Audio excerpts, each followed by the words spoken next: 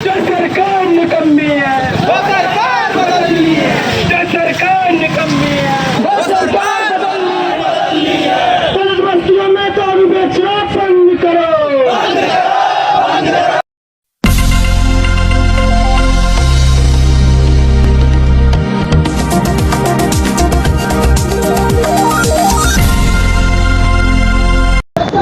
ये नारे आपको सुनाई दे रहे होंगे। ये इस बात के लिए लगाए जा रहे हैं कि इस देश में आपको आर्टिकल 90 दिया है, जिसमें आप धरना कर सकते हो, प्रदर्शन कर सकते हो, अपनी बात को ज्ञापन के माध्यम से बोल सकते हो।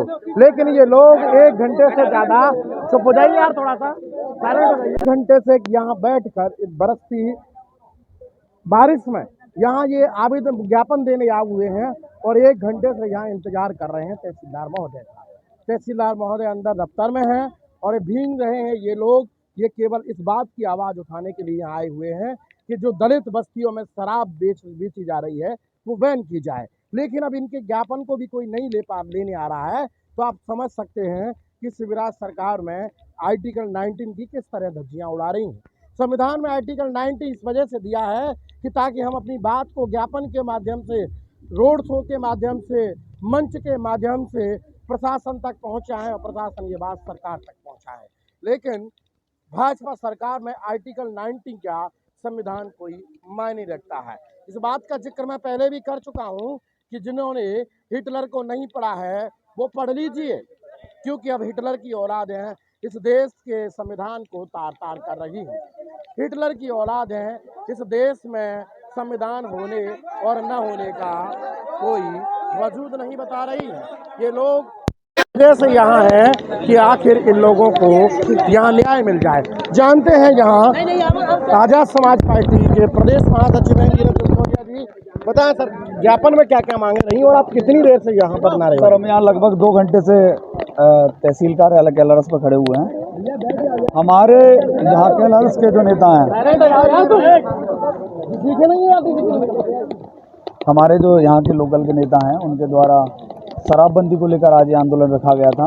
दलित बस्तियों में जो लंबे समय से अवैध शराब बेची जा रही है, और आप देख सकते हैं कि यहाँ लगभग 2 घंटे से हमारे भीम आर्मी के कार्यकर्ता इस बारिश में खड़े हुए हैं ज्ञापन देने के लिए। तो आप इससे समझ सकते हैं कि ये जो पूरा खेल है वो भाजपा सरकार के इशारे पर हो रहा है।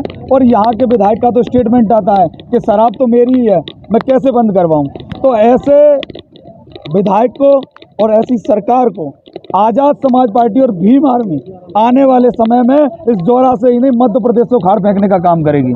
और आज यहाँ से मैं यहाँ के प्रशासन को भी मैसेज देना चाहता हूँ। हमारे यहाँ के लोकल के कार्यकर्ता, यहाँ के नेताओं का ये कहना है कि पुलिस प्रशासन का जो रवैया है वो हमारे कार्यकर्ताओं या फिर SC ST OBC के लोगों के साथ वो बिल्कुल गलत है, वो मानवीय नहीं है। वहाँ कोई भी पीड़ित व्यक्ति अपनी FIR लिखाने के लिए जाता है तो वहाँ के थाना प्रभारी और अन्य पुलिस प्रशासन के लोगों के द्वारा वहाँ उसको डांट कर, फटकार कर, गाली गलौज करके भगा दिया जाता है। तो इस देश में न्याय के लिए, शोषण के लिए लोग अगर थाने नहीं जाएंगे तो कहाँ जाएंगे। मैं यहाँ के प्रशासन के, पुलिस प्रशासन के लोगों से भी कहना चाहूँगा, आप इस रवैये को बदल लीजिए, नहीं तो आने वाले समय में भीम आर्मी का भी विधायक होगा, सांसद भी होगा, सरकार में हिस्सेदारी भी होगी। ऐसे पुलिस पदाधिकारियों को चिन्हित करके सबक सिखाने का काम भीम आर्मी के लोग करेंगे। लेकिन ये जो शराब जगह जगह बेची जा रही है, उसके सिलसिले में आप जिला कार्यालय भी मिल सकते, जिला पुलिस अधीक्षक से भी मिल सकते हैं। और असल क्या है कि ये जो मामला है पुलिस की साठगांठ से चल रहा है, जिस तरह का आप आरोप लगा रहे हैं, तो उसमें पुलिस अधीक्षक मुरैना भी हैं, उनको बोलिए। और भी बातें हैं, पुलिस ये लंबे समय से भाजपा विधायक के सहन पर ऐसा अगर हो रहा है तो आपको लगता है? हम लोग बाबा साहब अम्बेडकर को मानने वाले लोग हैं। हम यहाँ से स्टार्ट कर रहे हैं इस आंदोलन के माध्यम से, और अगर हमारी मांगों को यहाँ के प्रशासन के द्वारा नहीं माना गया तो फिर हम पूरे जिले के अंदर हर तहसील कार्यालय पर तालाबंदी का काम करेंगे और फिर उसके बाद जिला मुरैना बंद करने का भी काम करेंगे। चलिए, तहसील कार्यालय पर तालाबंदी, फिर जिला मुरैना पे बात करेंगे। और भी साथी हैं, बताइए कि मांगों में मुक्त रूप से शराबबंदी के अलावा और क्या क्या है और क्या चाहते हैं आप? हम अपने समाज के, बहुजन समाज को न्याय की ओर अग्रसर करते हैं। प्रशासन से भी कहना चाहते हैं कि प्रशासन के लोग हमारे लोगों की सुनवाइयाँ करें। जो हमारे लोग FIR कराने के लिए थाना परिषद में आते हैं तो उन्हें गाली गलौज देकर उन्हें भगा दिया जाता है, और उन लोगों के विधायकों के या भाजपा सरकार के दबाव में आकर उन्हीं लोगों पर झूठी FIR कराई जाती हैं। लगता है आपको FIR नहीं होती बहुजन समाज के लोगों की? नहीं होती है, बिल्कुल नहीं होती है। मेरी FIR नहीं हुई, मैं कम से कम 1 महीने से घूम रहा हूँ, मेरी गाड़ी चोरी हो गई है, प्रशासन दबाव बना रहा है, 181 कटवा दी है मेरी, आज तक कोई सुनवाई नहीं है। चलिए 181 कटवा दिए, कोई सुनवाई नहीं, गाड़ी चोरी हुई है, आप क्या कहेंगे इस पर?